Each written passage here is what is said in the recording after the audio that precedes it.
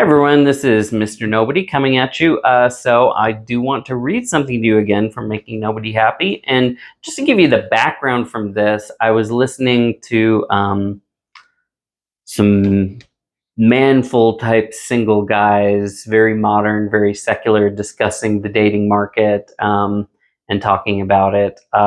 Totally different world from my experience. I've been married 19 years. Was never into casual dating, never part of the club scene or all of that sort of thing. So a totally different world to mine, but I was just curious to see, what are people thinking? What are they putting up with?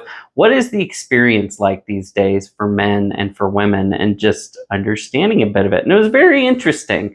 It didn't sound fantastic, but anyway, I did want to talk about something that came up on there, and it was this question: is being nice a sucker's game?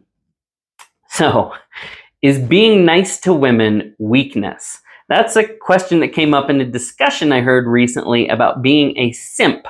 If you don't know what being a simp is, it's basically a guy who does things to please women but gains no reward or respect for it. He's simply being exploited. He sucks up to women with the hope that it'll get them to notice them, but they take the benefits and focus on other, less pathetic and groveling men. Why bother giving him any status when you're already getting what you want from him?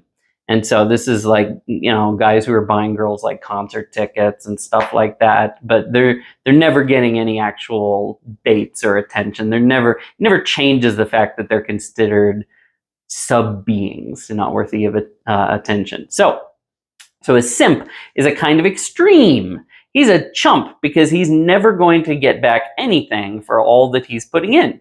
He's giving value, but he's not maintaining any. He's the male counterpart to a woman of loose favors who never gets any respect or status or commitment from any of the men she gives herself away to. And this raises a general question among men, among some men, of how do you preserve masculine value? Is being nice and giving women what they want a kind of weakness, a disadvantage? And here's what I think. And I will say, there are some people who say that. They say, oh, it's better to be a jerk, or the tough guy or the bad boy. So, and there's nice guys finish last. That argument's been made. As a person who was kind of a nice guy myself, yeah, I had a hard time making it work for me. I was considered practically subhuman. I was probably a bit of a simp myself when I was younger. Nevertheless, so I've escaped from that trap. But anyway, here's what I think on that general question. Being nice or overly nice is a kind of weakness, not morally, but from the standpoint of negotiation. If you're willing to give up everything, but demand nothing, and have no reasonable expectation of reciprocations, you have no bargaining position and therefore no value in any negotiation. Relationships are negotiations. Let's say that you're a particularly generous and chivalric man, accommodating, eager to please, and ready to give.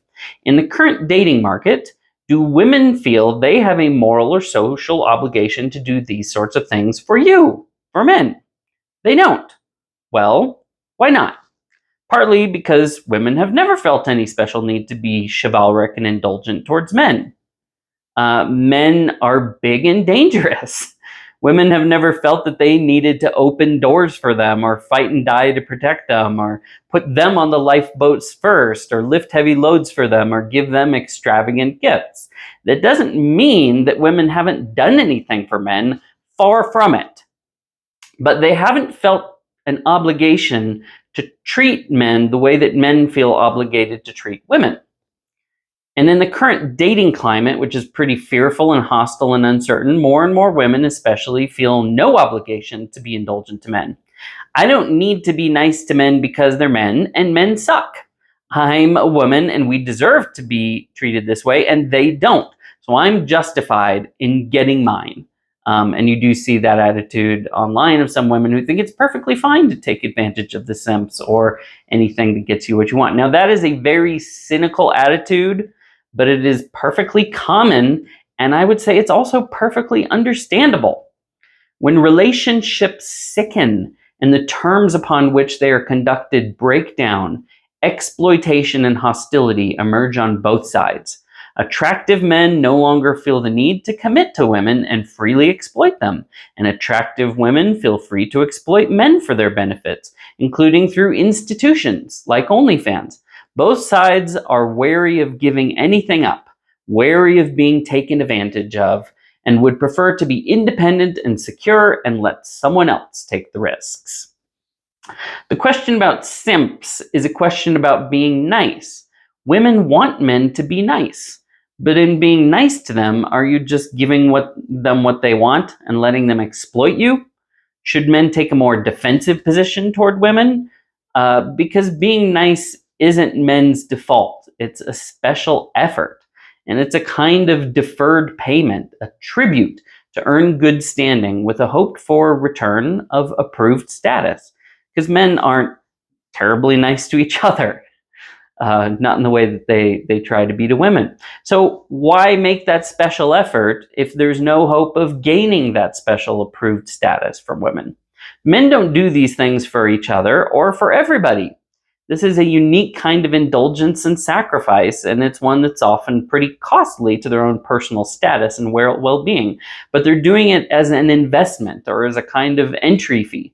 This is the price women make you pay to be considered worthy of their attention, worthy of doing business with them, worthy of being in the running. It's the fee you pay to be allowed to enter the Indy 500. It doesn't mean that you'll win, but at least you'll be in the running. Being a simp is like having to pay all of the entry and membership fees, but they won't let you race. So you just keep sending gift baskets to the commissioner, hoping that he then maybe goes and gives out to other racers that he likes, all in the hope that he'll indulge you enough one day to let you take the wheel and show him what you can do.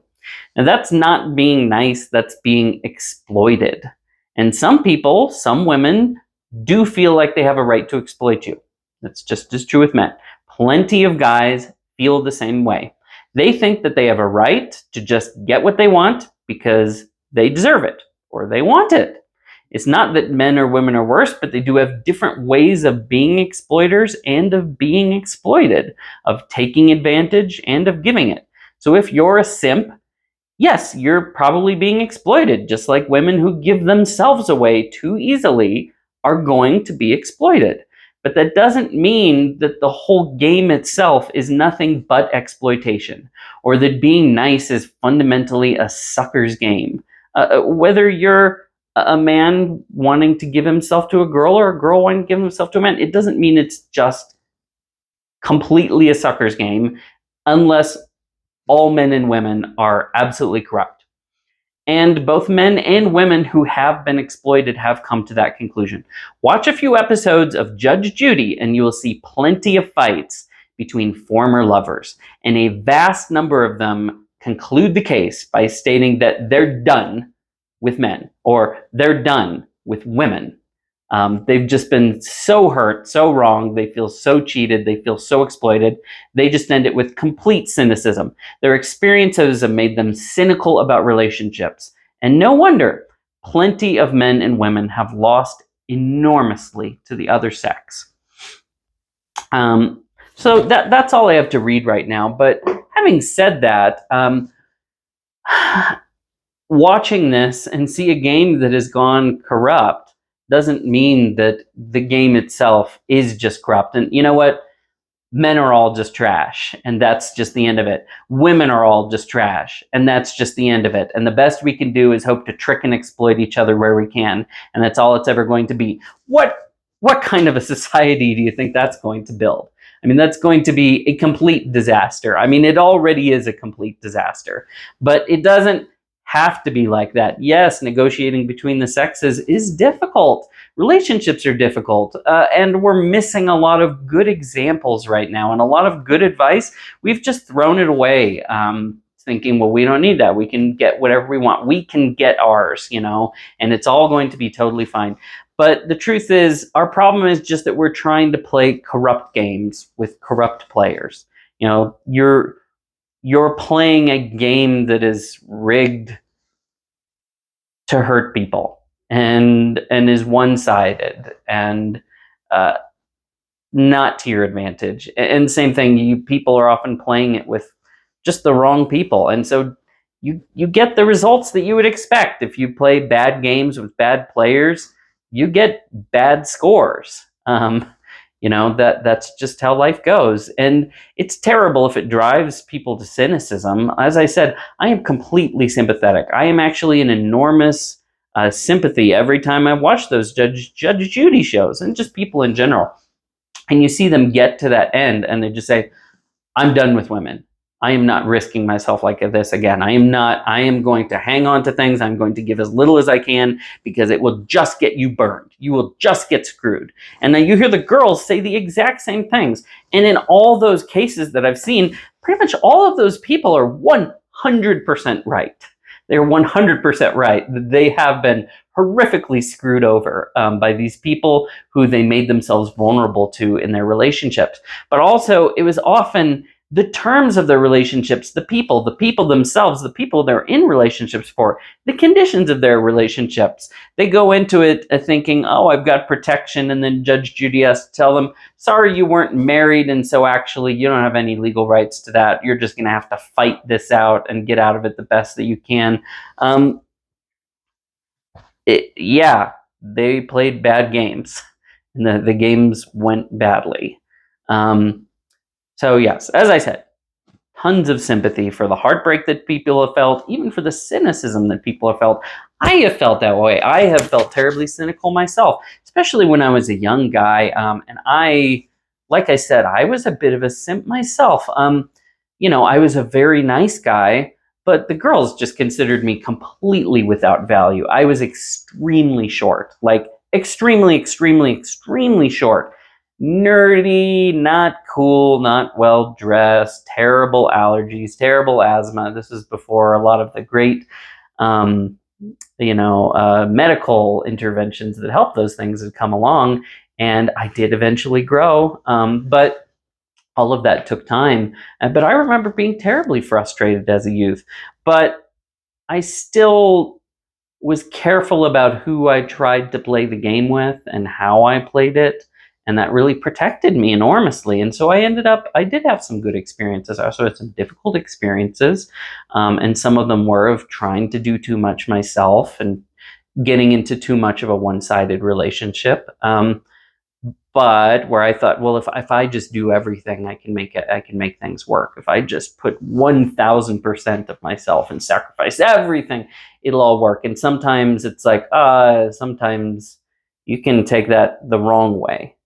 I do think giving and self-sacrifice is an enormous part of relationships, but you can do it in a really stupid way, in an uncontrolled way, and with the wrong people too. And so I think that's the lesson to be taken from this. I do feel pity for the simps out there and their frustrations, and also the men going their own way. I feel sympathy for them. I understand their frustrations.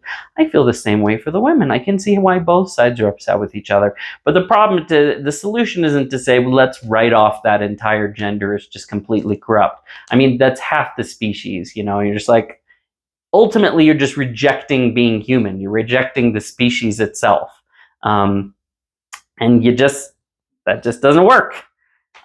So what I would say is what we need is healing. We need to learn, what is a good game? What are good relationships? What are good people? What should we be directing ourselves to? What are the conditions and the people that it is good to give ourselves? What should you give and what should you hold on to at which stages of relationships? But that takes thought, and that takes wisdom, that takes accumulated cultural knowledge and education. And we just chucked 10,000 years of that out the door over the last 20, 30 years, and decided we don't need that, and we'll just kind of start over and we'll do everything better. And we're finding out that that's a bit of a messy experience. And more people are looking back and saying, maybe I should actually try to learn something from the past. Maybe there are some good advice in there. Maybe there was something to learn. Anyway, that's all I have to say for today. Thanks for tuning in. We'll talk to you next time.